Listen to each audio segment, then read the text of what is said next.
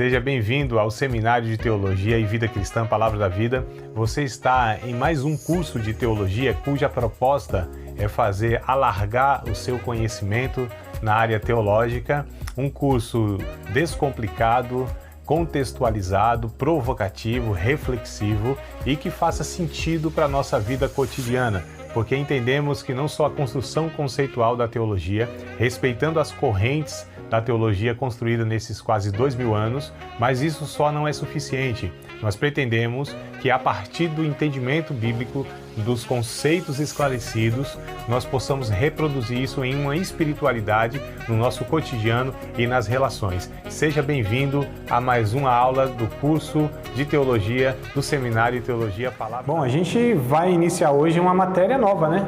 Que é chamada de Trindade ou Triunidade.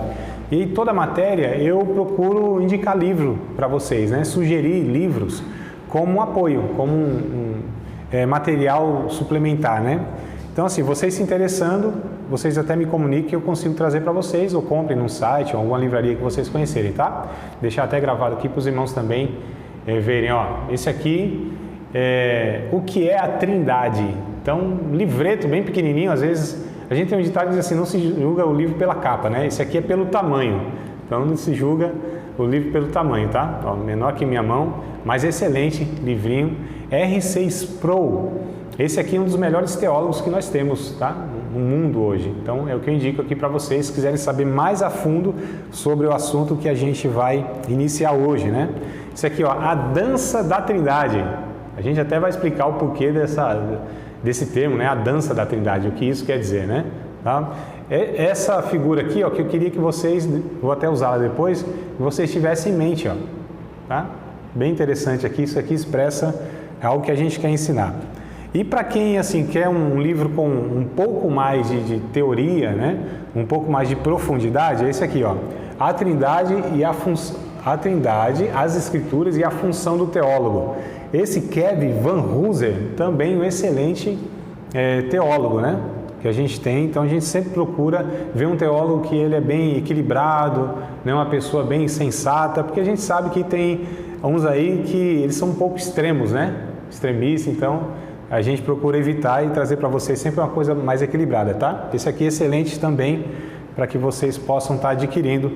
Procurem, amados, amadas, porque o que a gente pretende no curso não é só dar o conteúdo para vocês aqui, vocês tenham todas as matérias, né, concluídas e sejam certificados no final do curso. O curso também pretende formar em vocês um hábito de leitura, que vocês também tenham um interesse pelos livros, né, que tenham esse hábito e conheçam, né, os bons escritores, tá? Então, um dos legados do curso teológico é que o aluno, ele carrega para a vida toda esse hábito de leitura, esse interesse, né, que ele tem aí pelos livros, não só pela Bíblia. A Bíblia, acho que não precisa nem falar, né? Todo cristão deve amar as Escrituras Sagradas, mas os livros fazem parte também daqueles que pretendem ir um pouco mais além na compreensão, tá bom? Então, bora lá, ó. Não sei se vocês estão curiosos aqui, mas a matéria nossa, né? Triunidade, eu fiz a questão de colocar esse termo aqui, porque geralmente se fala trindade, não é que está errado, tá? Trindade também é um termo correto, né, para falar sobre essa matéria. Mas eu coloquei aqui de uma forma provocativa, triunidade, porque ela traz uma ideia melhor do que nós vamos falar aqui. O que tem muitos símbolos, eu não sei se vocês, até onde vocês ouviram falar sobre essa matéria, né? E eu até já queria saber se vocês já ouviram falar, já estudaram. Não? Sim? Nada? Sim ou não? Não? Pouca coisa? Alguma coisa? Não? É uma matéria que ela não é tão abordada porque, na verdade, há alguns assuntos que eles não são falados em púlpito. O púlpito, ele tem um objetivo bem específico, orientar as pessoas, né? A mensagem pastoral ela é mais centrada no dia a dia das pessoas.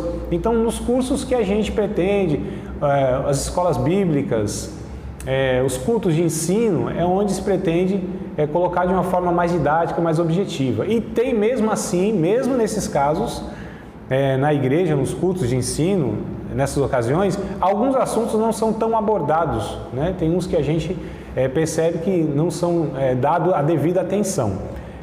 talvez por ser muito teórico, talvez por alguns julgarem que não tem tanta importância, né, para os irmãos saberem tudo mais. Mas a gente vai ver a importância dessa matéria, o porquê que isso tem a ver com a minha vida, o que isso vai fazer diferença na minha vida de fé. Né? Porque a gente fala assim, nossa, isso aí não é só para professor, não é só para teólogo, não, a gente vai ver o que esse ensino bíblico tem a ver com a nossa fé, tá certo? Com cada um de nós somos discípulos e discípulos de Cristo. E aí a Trindade, ela é usada para falar da Trindade. Bom, Trindade quer dizer tridivindade, né? Mas a gente não vai falar de 3 deuses, tá? Não é isso. Nós cristãos acreditamos que existe um único Deus, porém, ele é manifesto em 3 pessoas, distintas, mas iguais na natureza. Eu sei que isso vai dar um nozinho no começo, mas depois a gente vai tentando ver biblicamente como é isso. Na verdade, não se explica a Trindade, porque nós não explicamos o ser de Deus. Deus é Deus infinito, é soberano. Ele está acima da capacidade humana de defini-lo. Deus é um ser absurdo, né? Então, a gente não pode, na nossa pretensão, achar que a gente entende tudo de Deus, vai explicar Deus. Não tem como, nós somos criaturazinhas. Em relação a Deus, somos como uma poeirinha do mar, né? Areia do mar, como diz o texto bíblico. Então, amados, a gente vai falar sobre Trindade e até o termo como surgiu para defender, né, a doutrina bíblica da divindade, inclusive de Cristo, que Cristo era Deus, porque isso está no material aí de vocês, no livro, havia uma heresia, um ensino errado lá nos primeiros séculos, né, mais precisamente no ano 300, que Cristo não era Deus, que Jesus não era Deus. Foi um homem, foi um profeta. Né? Como hoje, por exemplo, o islamismo, os testemunhas de Jeová, inclusive, eles declaram que Jesus não é Deus, né? Mas nós cristãos afirmamos, Jesus é Deus, igual ao Pai, igual ao Espírito Santo. E ele não é o Pai e não é o Espírito Santo, mas é Deus igualmente. E a gente vai trabalhar essa ideia aqui, tá? E aí tentaram fazer alguns símbolos para representar, né? O triângulo, que é o que está escrito aí no livro de vocês, no nosso livro. Mas um símbolo que eu acho que é bem mais interessante para nós tentarmos pelo menos, que a gente assim, como a gente não tem explicação, como a gente não vai entender mesmo a fundo, não tem como, né? Explicar Deus, é tão óbvio que é preto no branco, né? Ninguém explica Deus, essa piadinha foi ruim, né? Aqui vocês não conhecem o preto no branco? Ninguém explica Deus? Ah, então tá, é que eu sou ruim de piada mesmo, então não funcionou. Mas vamos lá. Aqui, ó, esse símbolo aqui, tá vendo? Ó? Ele é usado para explicar, ou para demonstrar mais ou menos, né, essa ideia de triunidade. Então eu coloquei aqui como de fato né, como é desenhado, só que aqui eu coloquei em cores diferentes, ó, tá? Para vocês perceberem que há 3 cores aqui, né? Só que o interessante desse símbolo, por que ele é pego para tentar representar o que seria a Trindade, no sentido de que, ao mesmo tempo que Deus é um só Deus, mas ele tem uma unidade que é composta do Pai, do Filho e do Espírito Santo. Então, o que o Pai é, o Filho é, o que o Filho é, o que o Espírito Santo é, o que o Espírito Santo é, o Pai também é. E assim por diante. Ou seja, o Pai é criador, o Filho também é criador, o Espírito Santo também é criador. O Pai é onipotente, tem todo o poder. O Filho também é onipotente, tem todo o poder. O Espírito Santo também tem todo o poder. O Pai é onipresente, o Filho também é onipresente, o Espírito Santo também é onipresente. Ou seja, eles são da mesma natureza e da mesma essência. Só que são 3 pessoas distintas, mas da mesma natureza.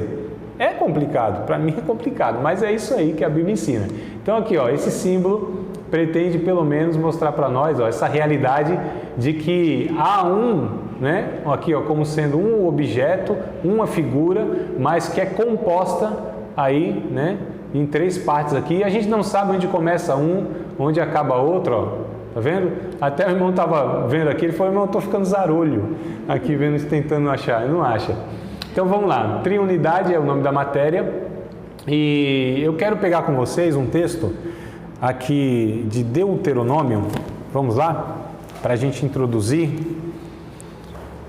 essa questão da Trindade, né?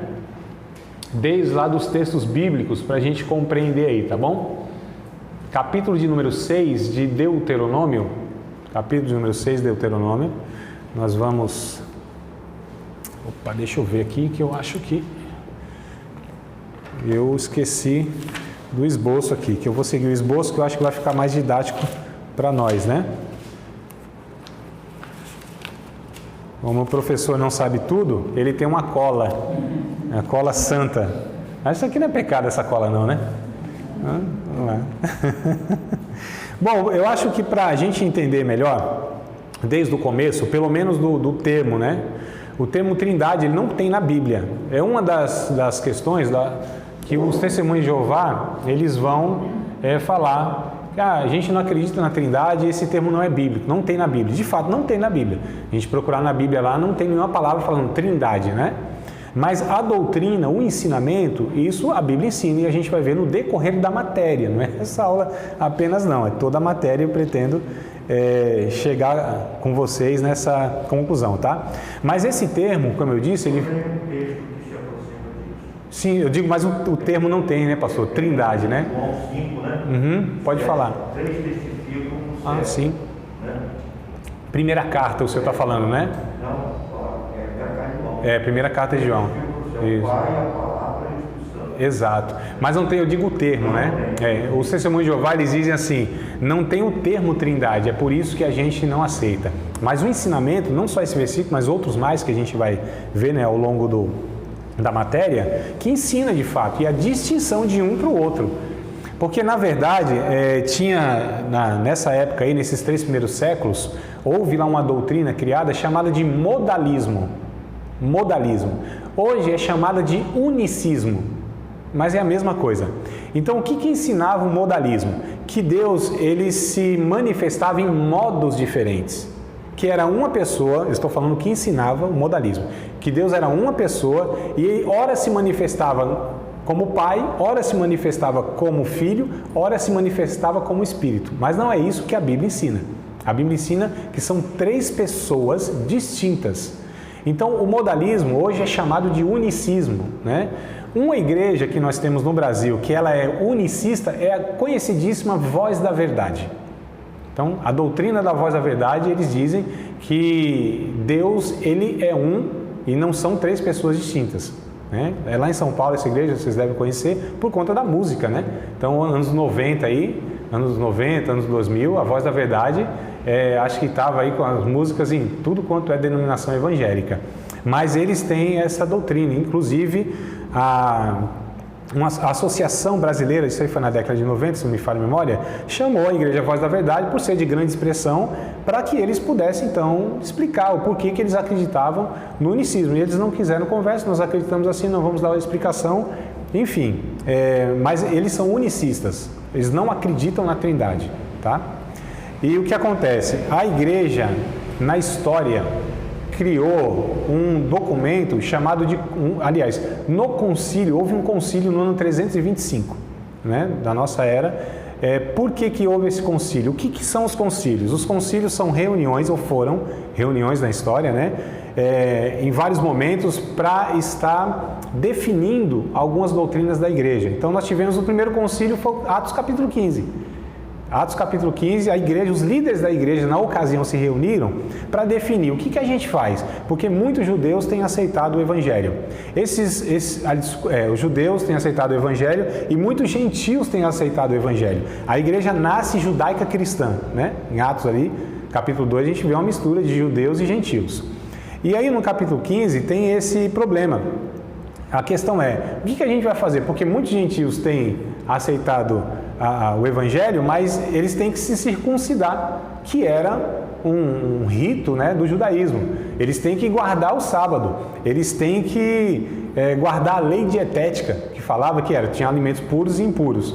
Então houve aí esse desentendimento, e os apóstolos ali, batendo cabeça, o que a gente faz, não faz, aí chegaram à conclusão, não, pareceu bem a nós, ao Espírito Santo, não impor mais encargo nenhum, né, a ninguém, se abstém aí da prostituição, da idolatria, da carne sufocada e bora embora, vamos, toca o barco. Então esse foi o primeiro concílio. Então o concílio é a reunião dos líderes da igreja para decidir uma doutrina. Então houve no Egito um presbítero chamado Ário, né, que foi até conhecido como doutrina ariana, e ele falou o seguinte: Jesus não é Deus. E aí Tertuliano, outro presbítero, ele disse: não, Jesus é Deus. Então houve esse concílio na cidade de Niceia, é por isso que é chamado Credo Niceno, e aí cunhou-se então a palavra Trindade. Não é que não existia essa palavra, mas foi usada por ele, né, por Tertuliano, para defender. Eu vou passar depois no grupo lá de estudo para vocês toda essa declaração, tá? Então eu não vou lembrar ela na íntegra agora, né?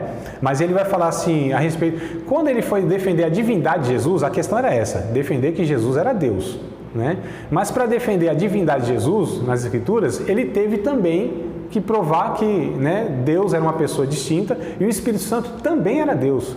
Que nós temos, por exemplo, os Testemunhos de Jeová, pego eles de novo como exemplo, eles desconsideram o Espírito Santo como uma pessoa e muito menos como Deus. Força ativa. Exato, é uma das expressões que eles usam, né? Só que a gente vê na doutrina da Trindade que o Espírito Santo aparece igualmente como Deus. E aí, então ele defende essa doutrina que Jesus, a finalidade era essa: Jesus é Deus. Mas ele cria então, ele usa essa palavra triunidade para falar da divindade das três pessoas. E a respeito de Jesus, por exemplo, ele vai falar: ele é Deus de Deus, luz de luz, Deus verdadeiro de Deus verdadeiro, Criador, olha só, gerado e não criado.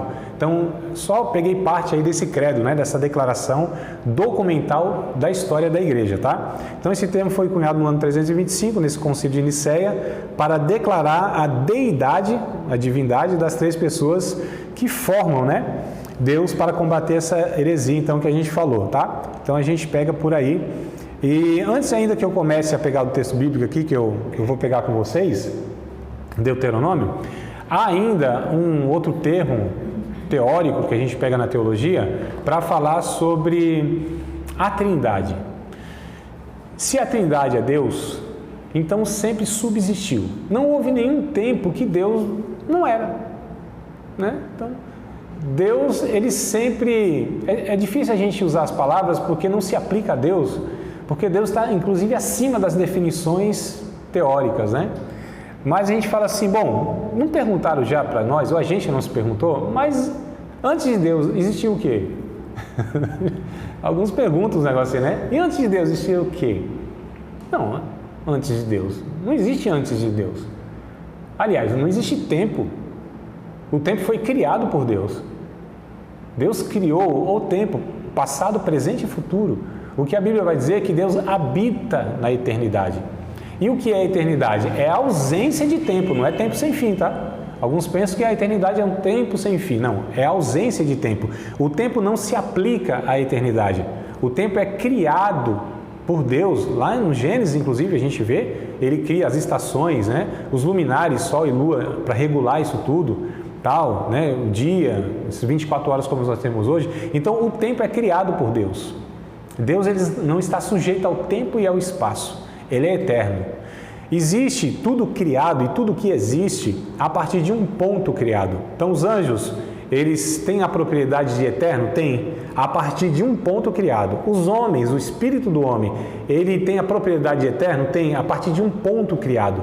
Então o homem nem sempre existiu, os anjos nem sempre existiram. Estou pegando as duas criações de Deus aqui, né, que tem um elemento espiritual, né, que são os anjos e os homens. Então eles são de alguma maneira, ou eles transpassam essa existência, essa realidade. É nisso que eu estou pegando.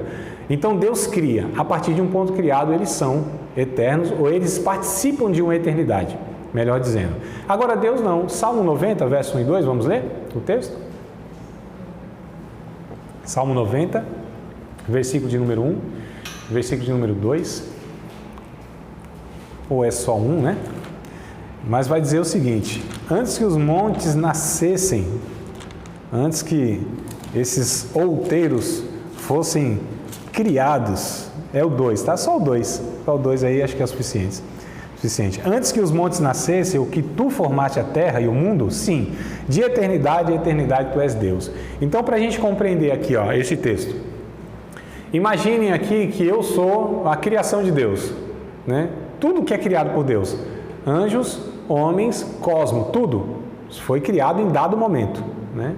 Então, em Gênesis capítulo de número 1, verso 1, está escrito que Deus criou todas as coisas. Antes dessa criação, os anjos foram criados. Jó, capítulo número 38, versículo número 7, 6 ou 7. Tá? Então, os anjos, eles foram criados antes dessa criação, mundo e homem. Né? Então, antes que os homens e os anjos fossem criados, existe uma eternidade para trás. Não é isso? Então, a partir dessa criação, existe uma eternidade para frente.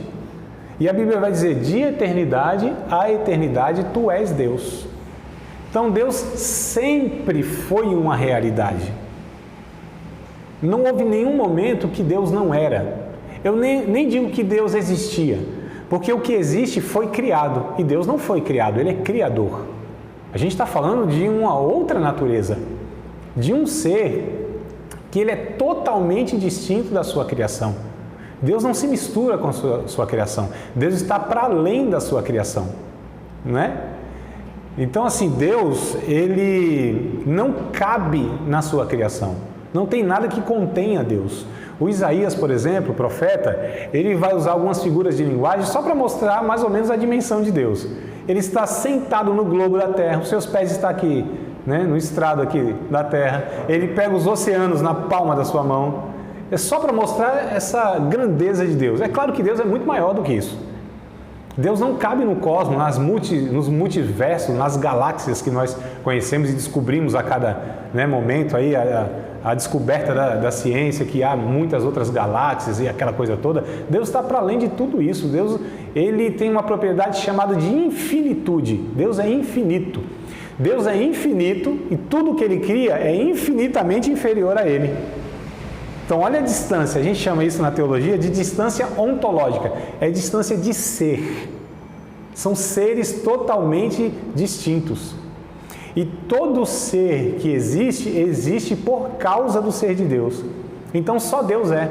Lembra do que ele falou para Moisés, quando Moisés perguntou para ele assim, Senhor, me fala o teu nome para eu dizer lá para o faraó, porque o faraó vai perguntar quem é esse Deus que me mandou levar o povo para celebrar uma festa lá no deserto, né? E Deus disse que o Eu Sou te enviou. Deus não deu o seu nome. Deus não tem nome. Deus é inominável, né? O Eu Sou. A raiz hebraica dessa palavra, entre outras possibilidades, quer dizer o autoexistente. Aquele que autossubsiste. Não é servido por ninguém. Não precisa...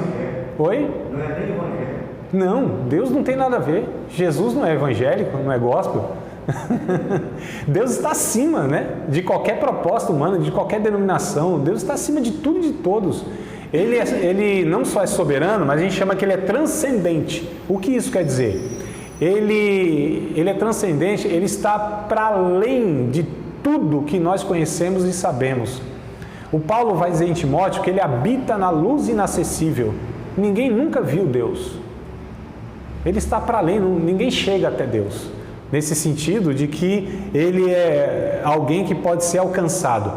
Quem tentou fazer isso foram os homens lá na Torre de Babel. Vamos construir uma torre aqui para a gente chegar até Deus, não tem como. O homem não tem como, não tem acesso a Deus. Primeiro porque Deus é santo, mas Ele é santo. E o homem é pecador, se tornou pecador depois da queda, né, no capítulo 3 de Gênesis. Mas ao mesmo tempo que Ele é transcendente, o Isaías, capítulo 57... versículo número 15, se não me falha a memória, se vocês quiserem conferir aí. Vai dizer assim, assim diz o alto e o sublime, cujo nome é santo. Eu habito num alto e santo lugar, né? Mas também com contrito de coração, contrito de espírito e tal. Então, ao mesmo tempo que Deus é transcendente, Ele é imanente, Ele está próximo, Ele se relaciona conosco. Mas Ele não cabe aqui. Então, a gente está falando de um Deus que é assustador, porque não está sujeito a tempo nem espaço. Onde Deus está agora, nesse exato momento? Agora, enquanto a gente está conversando aqui. Onde Ele está agora? No mesmo lugar, se é que a gente pode usar lugar para Deus, né? Porque Ele não tem um lugar específico, porque Ele está em todos os lugares. Não é nem que Ele está em todos os lugares estão nele. Porque fora dele nada subsiste. Olha só do ser que nós estamos falando, ou tentando falar. Né, de um ser que abrange todas as coisas. Tudo está em Deus, tudo se move em Deus. Quem diz isso é Atos, capítulo de número 17, verso 28, não sou eu, é a Bíblia que diz. Nele nos movemos, existimos, respiramos em Deus, todos. Satanás está em Deus, o inferno está em Deus, tudo está em Deus. Fora de Deus não há possibilidade de haver coisa nenhuma, porque Ele não só é o originador de todas as coisas, é o mantenedor de todas as coisas e é o resgatador de todas as coisas. É Ele que dá vida a todas as coisas. É Ele que dá sustentação, porque nada que existe sem Deus, né? Não é que Deus aprova todas as coisas, não é que todos desfrutam da comunhão e da manifestação santa de Deus, porque, como eu disse, o inferno está em Deus, mas Deus não está no inferno. Ou seja, a sua manifestação graciosa e santa não habita lá, mas tudo isso existe dentro de Deus. Aí, mas está confuso, porque se Deus é santo e tem coisas que são corruptas, e está dentro de Deus, como que Deus pode coabitar com o corrupto? Ou com a maldade? Ou como que um homem pecador, Deus pode abarcar dentro de si? Porque nesse meio aí, depois da queda, né, dos anjos, depois dos homens, que entrou o pecado no mundo, Deus pôde se relacionar com o homem por causa do sangue de Jesus. Então o sangue de Jesus é que possibilita a existência das coisas, mesmo elas tendo rompido com Deus. Né? A gente pega como figura, para exemplificar isso, como que um corpo que foi o órgão transplantado no corpo, porque todo órgão transplantado no corpo, ele é rejeitado por natureza. Não tem como, né? Porque é um corpo alienígena, estranho, né? Não faz parte dele. Então ele foi transplantado. O que se usa então para que esse corpo possa se adaptando e aceite esse órgão? Remédio. Remédio aplicado que vai fazendo com que essa adaptação seja possível, né? Então, qual é o remédio que Deus usou para, mesmo depois do homem pecar, Deus não desintegrar, não fulminar esse homem, não expelir ele para o nada, para o inexistente? O sangue de Jesus.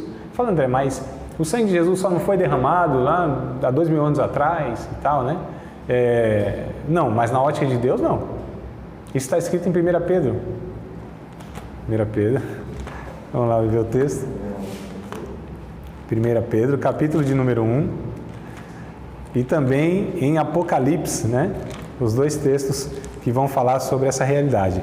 1 Pedro, capítulo de número 1, versículo de número 20, diz assim, ó, o qual na verdade, está falando de Jesus, né? Cordeiro Imaculado, o qual na verdade em outro tempo foi conhecido ainda antes da fundação do mundo. Olha só o que diz o texto. O qual na verdade em outro tempo foi conhecido ainda antes da fundação do mundo, mas manifestado nesses últimos tempos por amor de vocês. Então, o sangue de Jesus, na ótica da Trindade, já tinha sido derramado para a redenção e a remissão dos pecadores. Capítulo 13 de Apocalipse diz a mesma coisa, bem parecido. Capítulo 13, versículo de número 8 de Apocalipse, né? Aqueles que estão escritos no livro do Cordeiro, que foi oferecido desde a fundação do mundo. Então, para a Trindade, o sacrifício de Cristo já tinha acontecido. Por quê? Porque Deus trabalha na eternidade, amados. Então, onde Deus está agora? No mesmo lugar onde criou todas as coisas. Deus está no mesmo lugar quando Cristo veio, morreu, né, ressuscitou. Deus está no mesmo lugar onde todas as coisas vão ser consumadas. Então, Deus está vendo tudo como eu estou vendo essa mesa aqui, ó, ao mesmo tempo, o tempo todo. Deus está agora no mesmo lugar. Quando Ele cria o Adão, quando Adão peca, toda a história de Israel, Jesus vindo, a história da igreja, juízo final, Deus está vendo tudo ao mesmo tempo, porque Ele é onividente. Ele vê todas as coisas, Ele sabe de todas as coisas estão nele, e Ele tem poder e o controle e o domínio sobre tudo e sobre todos, não é? Então, só para a gente entender aqui do que a gente está falando, que é a Trindade, tá? Então, nesse estado que Deus estava, antes que tudo, então não existia homem, não existia anjo, não existia coisa nenhuma. Que havia a Trindade. Aí, para descrever os teólogos, né? Para descrever o estado que Deus se encontrava na Trindade, eles usaram a palavra chamada de pericorese. Olha que palavra engraçada. Pericorese, né? Vem de duas palavras, quer dizer peri, né? E correm. Peri, o sentido é em redor, né? E corese é abrir espaço. A ideia, por isso que eu peguei essa figura aqui, ó. Vocês estão vendo que tem 3 figuras aqui, ó, estão de mãos dadas, né? Como numa roda de ciranda, A gente sabe bem o que é ciranda, né? Na nossa cultura. Então aqui eles estão, ó, né? Num estado de festa, de perfeição. Então o que faltava para Deus? Por que Ele inventa de criar anjo? Inventa de criar homem? Porque criou os anjos, né? Se rebelaram. Criou os homens da mesma forma. Deus só teve dor de cabeça para fazer isso. Porque ele estava de boa lá, como dizem os adolescentes lá em São Paulo, estava de boa, não tinha preocupação, não precisava de nada. Vocês acham que Deus criou assim para ter um louvor, porque ele não tinha louvor? Não, estava em estado de perfeição, de harmonia. Eles se completavam, era a trindade, o Pai, o Filho e o Espírito Santo. Estado de festa, de perfeição, é o que Deus estava, né? Agora é interessante, alguns perguntam assim, André, no céu, quando a gente chegar, vai ver quem? Acho que foi na aula passada, né, que eu fiz essa provocação. A gente vai ver quem? O Pai, o Filho e o Espírito Santo. Nós vamos ver Deus. E a Bíblia diz que quem vê um, vê o outro. Eles são tão harmônicos, tão perfeitos, que não tem como você dividi-los, separá-los. Eles são um só Deus. Tanto é que o texto lá de João, né, que eu falei na aula passada, Jesus disse, eu saí e vim de Deus. Esse é o termo. Eu saí e vim de Deus. E Jesus ainda disse no capítulo 14 de João, quem vê a mim vê o Pai, no sentido que eles são o único Deus. Então essa ideia de ciranda é assim, quando estão na ciranda, né? Ora um está em destaque, ora outro está em destaque, ora outro está em destaque.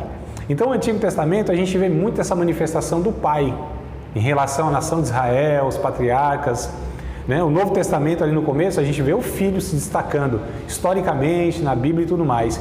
E hoje a gente vê que, ou a partir da descida do Espírito Santo, em Atos 2, a gente vê que o Espírito Santo é aquele que atua efetivamente, executando ou aplicando a obra que Cristo fez na cruz do Calvário, tanto é que é a pessoa do Espírito Santo, literalmente, que habita em cada um de nós.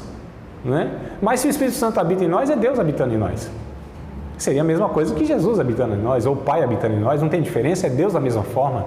É por isso que a gente vai ver as características do Pai, as características do Filho e do Espírito Santo, né? Que de fato todos eles são Deus de igual modo. Então esse termo pericorese na teologia significa coabitação, compartilhar a vida um do outro sem perder a identidade. Então assim, não é que um perde a identidade, não, eles têm uma identidade única. O Pai é uma única pessoa, o Filho é uma única pessoa, o Espírito Santo é uma única pessoa. Porém, eles têm as mesmas características ou as mesmas virtudes, a mesma essência, a mesma natureza. Tá certo? O texto bíblico, né, que a gente vai pegar agora, antes que a gente vá lá para, que eu falei de Deuteronômio, mas eu acho melhor começar do começo, né, do princípio, né, que falam dessa pluralidade. Gênesis capítulo 1, verso 1. Gênesis capítulo 1, versículo de número 1. Só para a gente ver biblicamente agora os textos que vão falar ou vão mostrar a pluralidade, que Deus é um, porém existe uma pluralidade nesse Deus. Não são três deuses, a gente não usa esse termo, tá certo? Porque não é esse o caso, três deuses, é um Deus só. No princípio criou Deus os céus e a terra. No princípio criou Deus os céus e a terra. A língua original, que é o hebraico, né? A palavra Deus aqui, ó, coloquei aqui para vocês, tá vendo? Essa aqui, ó, Elohim. Essa é a palavra que aparece na língua original no Antigo Testamento, ó, Elohim. Isso aqui remete a plural na língua hebraica, tá? Então Elohim é traduzido aqui por Deus nesse versículo, né? E remete aqui à pluralidade, mas não se traduz deuses, que seria o português nosso, né? Deus, um, dois deuses, três deuses. Não, aqui Elohim se traduz por Deus, mas remete a uma pluralidade. Em Mateus capítulo 27, verso 46, lembra o que Jesus falou na cruz do Calvário? Eli, Eli, lama sabachthani, ou Eloi, Eloi, né? Mesma coisa, só uma variante. Então, aqui ele usa o Eli, ó, não o Elohim, porque ele fala aqui, ele ora a Deus, ele se remete ao Pai, mas ele fala no plural. Deus, no singular. Deus no singular. Então, quando o Filho, que é Deus também, embora estivesse lá em condição humana, né, em forma humana, mas nunca deixou de ser Deus, só de usar os atributos de Deus. Então, Jesus se esvazia das virtudes, ele se esvazia do poder de Deus, da qualidade de Deus. Isso quem vai falar é Paulo, lá em Filipenses capítulo 2, a partir do verso 5, né? Não morria. Oi? Senão não morria. Não tinha como. Mas Jesus é um mistério também. Fica complicado porque como que pode um ser ter duas naturezas? Porque Jesus tinha duas naturezas. Mas como isso pode ser? Só em Jesus cabe isso. A gente não tem outro caso na criação da humanidade. Então Jesus é um mistério para nós nesse sentido, né? Ele morreu como homem, literalmente morreu como homem. Mas ele não morreu pelos motivos que o ser humano morre. Nós morremos por causa do pecado. Ah, mas calma aí, tomou um tiro lá, mas morri por causa do pecado? Sim, o pecado. O assassinato, do homicídio, é um pecado. Ou do suicídio. Toda enfermidade, ela deriva de um pecado, né? Ou por causa da corrupção do pecado. Então, toda causa morte tem na sua origem o pecado. Jesus não. Primeiro que Jesus não morre, como a gente fala assim, de morte matada, né? Ele morre de morte morrida. Esse é um termo técnico da teologia, né? Jesus, quem matou Jesus? Alguns falam assim, os judeus mataram Jesus. Os romanos mataram Jesus. Tem até música dizendo aí, nossos pecados mataram Jesus. Não, nem nossos pecados, nem os romanos, nem os judeus. Jesus se decidiu, Ele decidiu. Ele disse, agora eu entrego na tua mão o meu espírito, nas tuas mãos o meu espírito. Então Jesus que decide a hora que Ele morre e Ele decide quando Ele vai ressuscitar. Então a morte não tem poder sobre Jesus. A morte não consegue segurar esse Jesus. Atos capítulo 2, verso 24, está escrito isso. Que quando a morte quis abraçar Jesus, as ânsias da morte quis abraçar Jesus, teve que soltar Jesus. Porque... Procura estar na morte. Sim. Tudo o que você tem que fazer, faça logo. Sim. Ele é Deus, né? Ele é Deus. Embora se sujeitou e estava em condição humana, mas nunca deixou de ser Deus. Deixou de usar os atributos de Deus. Ele não usou a sua onipotência, não usou a sua onisciência, não usou a sua onipresença. Ele se esvazia disso, é o que diz o Filipenses, né? Esvaziou-se de si mesmo, achado na forma de homem, de servo, foi obediente até a morte de cruz. Então Jesus, há um mistério nele que a gente não consegue também compreender isso, porque não cabe na lógica humana. Como não cabe na lógica humana, Deus sendo três pessoas e sendo um Deus só. Então Deus não é explicável. A revelação de Deus mostra que Deus é assim, mas não explica como é isso, porque nós não temos capacidade, humanamente falando, de compreender esse Deus. Se eu explicar Deus, ele deixa de ser Deus, né? É simples assim. Então a gente percebe aqui que Elohim está no plural, que a gente vê aqui. E Jesus, ele como Deus, ele se refere ao Pai, que também é Deus, mas no singular, tá bom? Então vamos ver aqui o capítulo 1 ainda de Gênesis, né? Gênesis capítulo 1, verso 26 e 27. Estamos falando da pluralidade de Deus, tá? Então Gênesis, capítulo de número 1, versículo 26 e 27. Olha o que diz. E disse Deus: façamos o homem à nossa imagem, conforme a nossa semelhança, domine sobre os peixes do mar e sobre as aves dos céus, e sobre o gado e sobre toda a terra, e sobre todo réptil que se move sobre a terra. E criou Deus o homem à sua imagem, a imagem de Deus o criou, macho e fêmea os criou. Então aparece aqui no verso 26 a pluralidade. Deus está dizendo façamos, não é? Ele usa aqui então o que? O plural. Façamos, não é farei ou eu faço, como no singular. Façamos o homem conforme a nossa imagem, segundo a nossa semelhança. Olha o texto mostrando a pluralidade de Deus, tá? E aí é interessante, fala assim, mas qual a importância, né? Já um dos pontos para falar da importância do estudo da Trindade. Porque nós, seres humanos, só nos compreenderemos, só nos entenderemos como ser humano, a imagem e semelhança de Deus, se soubermos então o que é essa imagem e semelhança de Deus. Como Deus é, em alguma medida, Ele nos criou segundo a sua imagem, conforme uma semelhança dele. Então, o que é imagem e semelhança de Deus, biblicamente falando? O que o homem tem de imagem e semelhança de Deus? Inclusive, mesmo depois do pecado, foi distorcido, foi corrompido, foi desconfigurado, mas ainda, né, nós temos isso. O Evangelho pretende restaurar, lógico, a eternidade será consumado tudo isso, mas o que seria a imagem e semelhança de Deus? Alguns dizem assim, o que Deus tem, nós também temos como imagem e semelhança. Deus é inteligente, nós também somos. Deus, ele tem conhecimento de si e do outro, nós também temos. Deus, ele tem emoções, nós também temos. Enfim, essas coisas que as pessoas... Deus tem vontade, nós também temos, nós deliberamos, né? Que é uma pessoa. O que é preciso ser para uma pessoa? E aí a gente já mata a questão da ideia do testemunho de Jeová, dizendo que o Espírito Santo é a força ativa. O Espírito Santo aparece na Bíblia como tendo vontade, como tendo inteligência, vontade, inteligência e sentimento. Ensina, guia, fala. Isso. Gênio. Isso então é inteligência. Quem ensina tem inteligência, né? Quem sabe tem inteligência. Então, para ser uma pessoa, um animal não é uma pessoa, porque ele não tem essas características.